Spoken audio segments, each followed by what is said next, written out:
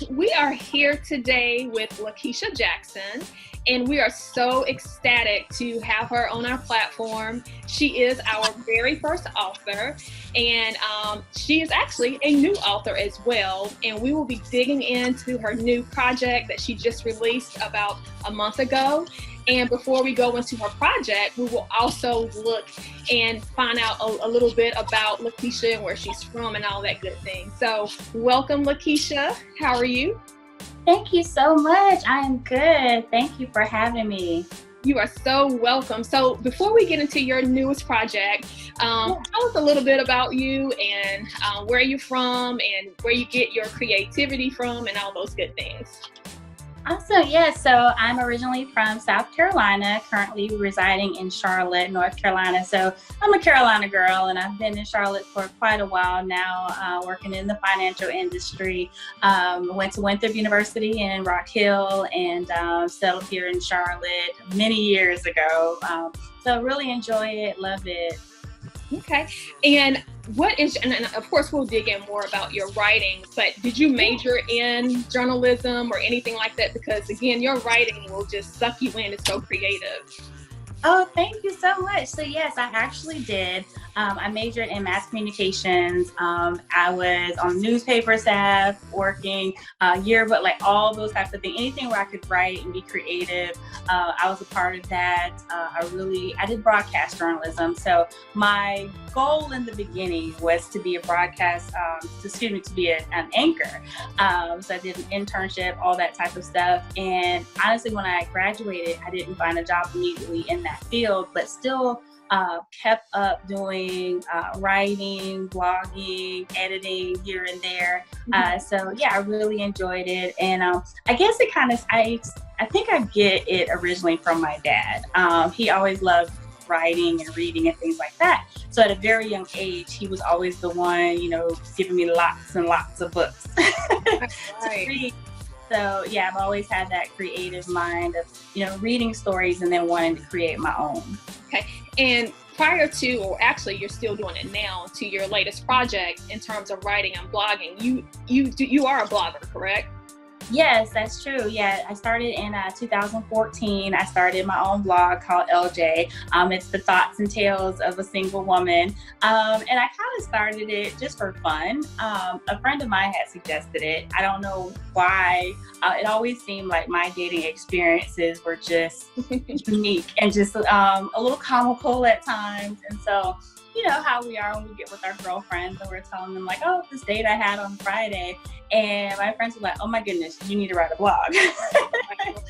And so that's how I got started talking about, my experiences, my friends, coworkers, because that's what we do. We talk about, what it's like out here in this modern dating world. And so that's how I got started writing publicly. And if followers want to follow your blog, what are your social media handles for your blog? Yeah, so on Facebook, I have a page. It's called LJ, and that's ELLEJAY. And on Instagram, it's withlove_LJ. So that's WITHLUV_LJ. Okay. And I do follow both of her pages. And when I say again, she is a great writer. She will suck you in with her creativity. And I have this smirk on my face because of the characters, which I can't wait to talk about some of the characters in your latest project. And her book, which I left out, it is called Doing Time, Being Single Was My Crime. And I just can't wait to hear about where did the title come from and all of those good things. So to my followers, I will look over to the right because I do have several questions I want to make sure that I ask so I can get information out to you, okay? And I will be remiss not to say this, but LaKeija is also my lovely soror. We are members of Alpha Kappa Alpha Sorority Incorporated, so I did want to make sure that I honor you in that way. So again, thank you for being here today, okay? Thank you so much, Soror. You're welcome. Okay, so let's see here. What motivated you to write the book? Where did it come from? So I wanted to write a book for quite a while. Like I said, I love making up stories, and I've always wanted to, put something out there. This was not the book that I thought would be my very first project, to be completely honest. I've been writing a blog for several years talking about dating. So the last thing I wanted a book to be about was about dating. And I just really was like, no, that's not what I'm going to write about, even though I'm sure that's what people expected. But it was probably around this time last year, late July, early August of 2019, where, God honestly just laid it on my heart to write this. And at first I was just like, no, like, I don't want to talk about this anymore. And so I prayed about it. And the more I, prayed about it and asked for direction, I realized, like, you know what? This is what I'm supposed to do. So I kind of made it a love letter to the single ladies. And it was almost like I was writing to my younger self and things that I wish I'd known in my, younger years when I first started out here in this dating world, especially as a Christian woman. Right. And one of the things I not just one, what I love about your book, I love that it's full of content, number one. And in terms of the content, just how you have the affirmations, which I'm going to be quoting you. You have quotes, you have affirmations, you have the journaling in the back, and then you have the real life stories that you also share out. And I just, to the followers, and which I'm hoping that they will go out and support and purchase your book, that even if you are single or married, I just feel like everyone can benefit from your writing. So I just want to say, congratulations there. You did a really, really good job there. Thank you. And I know we didn't talk about this before, but what were you going to originally write about, if you don't mind? No, I just wanted to tell our stories. I think that sometimes stories of African American women in general, just aren't told at deeper levels.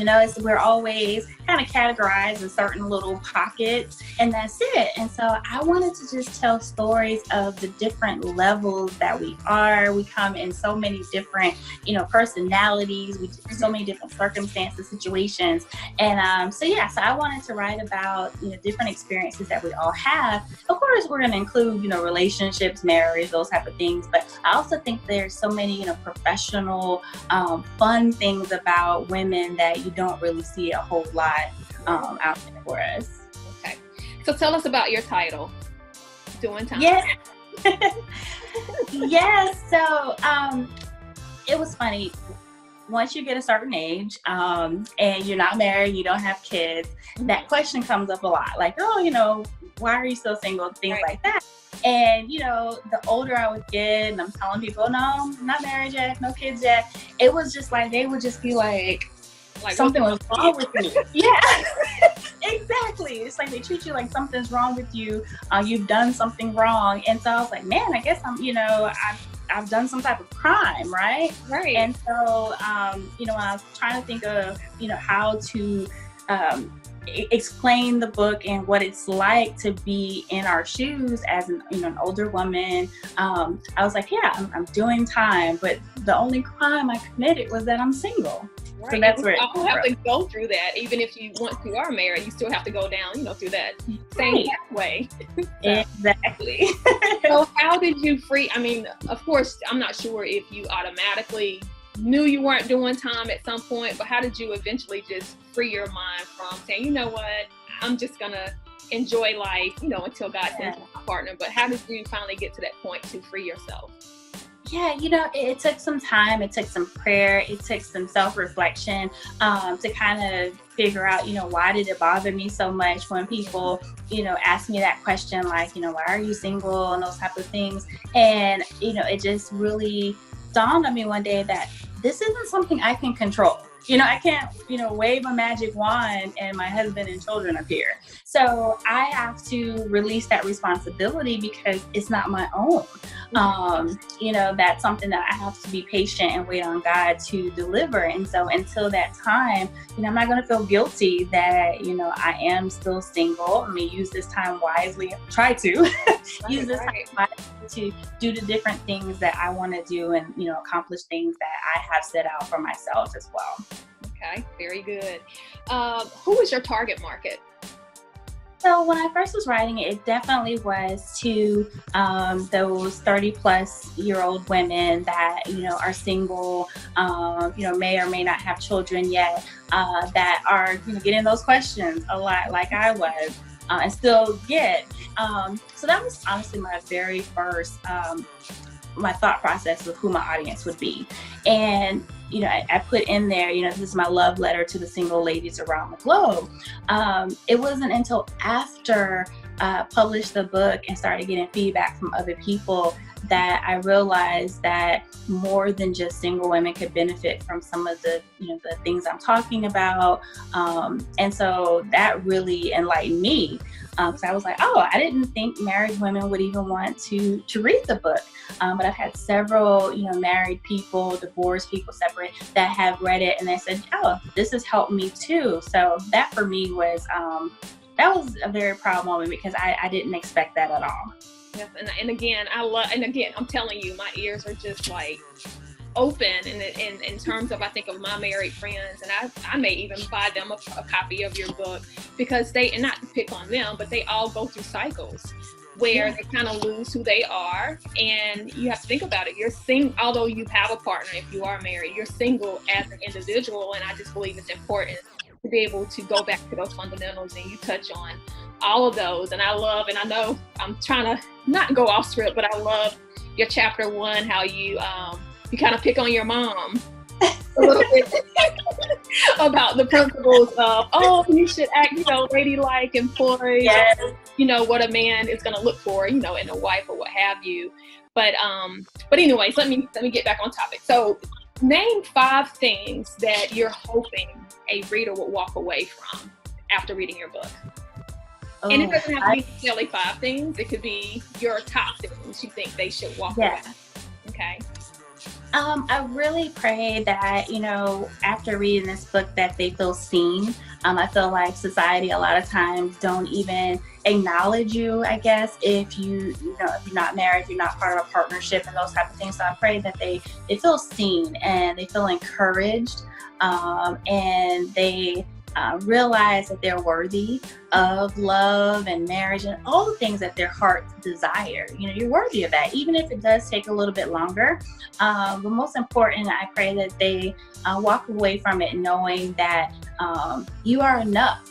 Wherever you are in life, whatever you've gone through, you are enough. And you're worthy, you're more than enough. You're worthy of all the great things and all the desires of your heart and all the things and blessings that God has in store for you. Very good. And what inspired you with all the scriptures? And again, for my non-Christian believers, this book is for you too. But but what inspired you? Because even like your scriptures, it flowed with everything. How did you go about even choosing the scriptures to include in your book? So I started including the scriptures in the book because that's how I wrote the blogs as well. I grew up in the church. I did grow up, being a Christian woman. And so even when going through all the trials and tribulations of life and dating, all that kind of stuff, I always go back to the root, and my roots is deeply embedded in being a Christian, and that's where I can get my strength, my encouragement, and those type of things.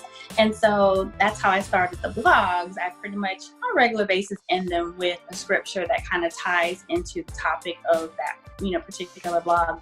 And so with the book, I wanted to make sure that my target audience were young Christian women on this dating path and journey, and so I wanted to tie it back so it wouldn't come across as just, oh, these are all LaKeisha's words and these are things, advice from solely from me. Like, no, I want you to see that all the things that you need, all the answers, you can find it within the Bible, within, words from God to, encourage you and get you through any situation. Because I definitely will be using some of those scriptures to meditate on, which is good. All right, your favorite chapter, if you have one. I'm not sure if you have one or not, but out of your book, if you had to choose a chapter, which one would it be? Oh man, I think it would be the last, the 4th chapter. Once you've kind of gone through all the different emotions, I think that was kind of my aha moment that I went through personally, and then kind of shared, with everyone in the book, is that, like I said, how I want everyone else to walk away from the book is how I want to constantly remind myself is that I am worthy, whether I have, a ring on my finger or not, or, whether I'm a mom or not. And so just coming to terms with the fact that it is out of my control. And having peace and being okay with, the questions that people may ask. One of them is titled, what are you waiting for? That's probably one of the, more personal ones, because we all get that question, right? Yes. What are you waiting for? And what's wrong with you? Yeah, what's wrong with you? And, over time, I've realized that that's one of those questions that is never going to go away. So and I have to be okay with that question for that reason, because as a single woman, what are you waiting for? Get married, right? Then, okay, I get married. What are you waiting for? To have kids. Right. So it's just like, okay, you have a kid. What are you waiting for to have another? So I was like, you know what? I cannot let this question haunt me. So I have to, be at peace with it at every stage of life. And so writing that one probably was one of the most therapeutic, and just kind of getting it out there like, you know what? I can't control this. Right. So I have to be okay with the plan that's made for me by a higher power. Mm-hmm. Very good attitude to have about it. Okay, I'm going back to, I think it was chapter 2, and I still have this smirk on my face with these characters. Who is Raymond? Is it Raymond, Ray? And Keith? No, Keith, please. Keith, tell me about Keith. If you can remember it. Let me think. Raymond was in Chicago.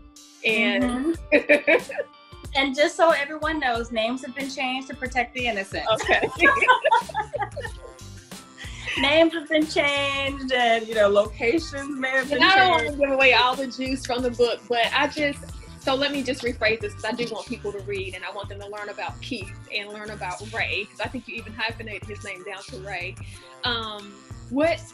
What made you interject these characters? Because I even could see myself in some of them. Dang, I experienced something that's very similar to this. So what made you add those types of like real life, not to say they were all your experiences, right? Yeah. Add those into the book. Because again, I think those are things that so many people go through, and they experience a Ray or a Keith. Because I've talked to, friends, coworkers, and it's just like, oh, like you just, I've dated one of them. Is this the same Keith? You start to wonder. And so I wanted to talk about it because, these aren't the topics that are, in Essence magazine or whatever magazine we're reading about the glamour of dating and all that, and so I wanted people to know, like, trust, it's not you, because I'm telling myself, okay, it's not me, so just across the board. Right, it's across the board. We all kind of go through these different things. People, a lot of times when you're dating, you get that representative for quite a while, right? And then sometimes you go through some real stuff with people that you didn't expect, right? And so it's just like, okay, not that I'm an expert by any means, but just to kind of give people an outlet and an avenue to be like, look, you're not the only one dealing with this. There are some people out there that do things like this, and it's not a reflection of you. Right. And I just love how you even just with those characters, you coached even, I'm not sure if it was your full experience, but you applied some coaching skills on how to move through it. Like, girl, all right, that sister girl, like, check, okay, now get yourself up. Don't just follow in it and, keep moving forward or whatever. Yeah. And I love how you do the reflections at the end. And even if someone is doing a reflection and they don't know what to say, how you coach them on, okay, well, here, say this, Yeah. So I thank you for that. But just had to highlight my two boys in the book. And then the PSA announcement to the married people. The PSA announcement you did to the married people. Yes.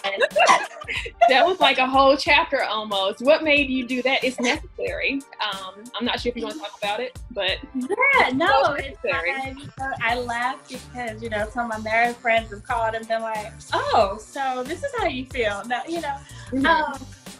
I know our married friends when they get in different, stages and phases of life, or I have some friends who literally have been, with their husband for so many, they don't know what it's like to date.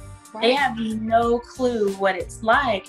And even my parents, like I mentioned my mom, our parents been together over 40 years. They have no clue, so, sometimes when they say things like, what are you waiting for? Or, well, are you getting out there? Are you doing this? Are you doing that? And you're just like, yes, everything. Yes, I'm doing it all. I'm trying. But it's just, they don't realize, I definitely don't believe that, that anyone that we love and care about mean any harm when they ask these questions, or they're trying to be encouraging and tell us how to date when they probably never had to do it, or it's been so long.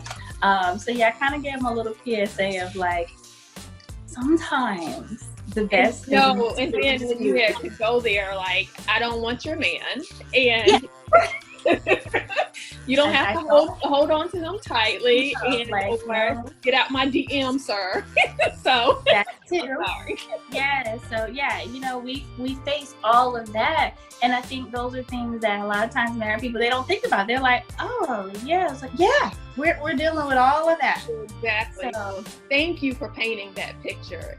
I think you mentioned this, but I just want to make sure. Did you have any aha moments as you wrote? I know you said chapter 4 was your favorite chapter, but just even once you completely finished and put your book down, even though I guess maybe up until recently, have you had any breakthrough moments with it?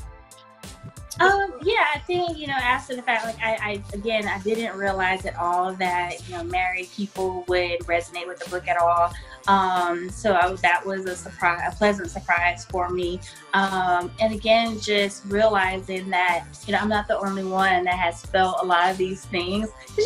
I was nervous putting it out there because I was just like, oh goodness, this isn't even what I wanted to write about per se. And then, I felt like, God really, laid it on my heart to do it. And so putting out there and then having so many people, message me and be like, oh my goodness, were you reading my diary type of thing? And it's like, oh, you too? So, that was kind of like, oh yeah, like, it's almost like a little secret society that all of us, we've all had these same feelings, even though we could be different ages, races, living in different states. But we're all kind of dealing with the same thing. So that was like a confirmation for me that I was obedient and to do this. Yeah. Now, will there be a follow-up series to this or a continuation? It's so funny. You're not the first to ask me that, and I was just like, I don't know. Like I said, I of course, want to write more stories, write more books and things like that. I didn't think that I would write this one, so who knows? I don't want to say no. I'm not. I don't want to say no. I'm not writing another one about dating, but who knows what may come later that I want to share. So yeah, we'll see. To be continued. Talk about your series that you're doing on Instagram. I think you do it through Instagram and Facebook Live. So I think that is also great resources too for singles and married people as well. Yes, so that was birthed, right after I put the book out there, because I talked so much in the book about using our single time wisely, right? And not just sitting around waiting on Mr. Right to come. And so I was like, okay, if I'm going to keep putting it out there saying like, use this time wisely, then I should maybe, give some resources. And so every Wednesday at 7 p.m. on my Instagram, I go live. I have a guest to come on and we just talk about different things. So I've had someone come on, talk about budgeting, the importance of having a will and an estate, just making sure that in our singleness, or even when you're married, making sure that you got your own house in order, right? And are doing the things that you want to do and accomplish. Because in the book I talk about what are your 3, 5, 10-year goals. And so I want to try to give some resources of how you can accomplish some of those goals you may have. Okay. Do you have any of those as saved recordings for people to watch, go back and watch? Yes, if you go back to my Instagram with love_LJ, you'll see the old recordings. We've talked about, professional, personal branding. We've even done one about dating where I had a relationship coach come on and talk about dating. We've talked about mental health, meditation. So yeah, if you go to my page and scroll back, you'll be able to see some of the live recordings. Very good, very good. Where can we purchase your book from? Yes, it is available on Amazon for purchase. You can get the hard copy or the Kindle version. Okay, and I have the Kindle version. I need to get an actual hard copy so I can highlight in there and take some notes. So does, and I think you already pretty much summarized this, but does writing energize you as an author? It does. It does. It's a therapeutic type thing for me. I feel like I communicate better when I can, put pen to paper and just get my thoughts organized out there. So yeah, I really enjoy writing. Okay. For an aspiring author, what are some tips you would give someone? Get started. Just do it. Just start writing. Find an editor that can help, proofread everything for you. There's a lot of self-publishing outlets out there because I know everyone doesn't have thousands of dollars to do publishing and all those. So now it's become so much easier to self-publish on your own. So just do it. Just get started. Give yourself some deadlines to have your first and second drafts prepared. And I'm telling you, you'll feel so rewarded and so good to get it done. Yes. Now, which I'm sure you already have, but how do you classify your writing? Or your project? I classified it as a Christian self-help type book, just because of all of the journaling and things like that. But yeah, I definitely would classify it as contemporary, modern, because I think my author's voice, as they say, is very current and modern. She is witty. With a little bit traditional, with a little traditional flair in there too. Yes. Let's see. And I'm actually getting close to the end now. Let me see. Do you have an author who have inspired you over the years with your writing? Oh man, there's so many. Goodness. Okay, so I'll go with some that come top of mind. I really love Jasmine Guillory. She's awesome. Oh gosh, now I'm gonna draw a blank on who else I love. I love just anything. I love Girl in the Train. I can't think of the author's name right now. A couple of friends that have published books, Troy Sprott, Bonita Davis. They've all put out projects that I really enjoy. So yeah. Okay, very good. What advice would you give, and this is your wild card, what advice would you give your 20-year-old self? Be yourself. Don't feel like you have to minimize who you are to make someone else feel better. And you don't have to dim your light for anyone else. So just to be yourself and don't make any apologies for that. Stay true to your beliefs and your morals and your values. Very good. Anything else you want to add? Just thank you again for having me. I really appreciate the support and sharing with your audience the book, and to anyone that purchases or buys or anything like that. Thank you so much. I pray that it helps you and inspires you. Okay, very good. And I see your book is behind you. Do you mind grabbing your book so they can actually see it? So here it is. Okay. And again, it's on Amazon.com. Okay, very good. And I thank you for joining me today. And I'm hoping to be able to have some more future conversation with some more future projects. So thank you so much. Thank you. You're welcome.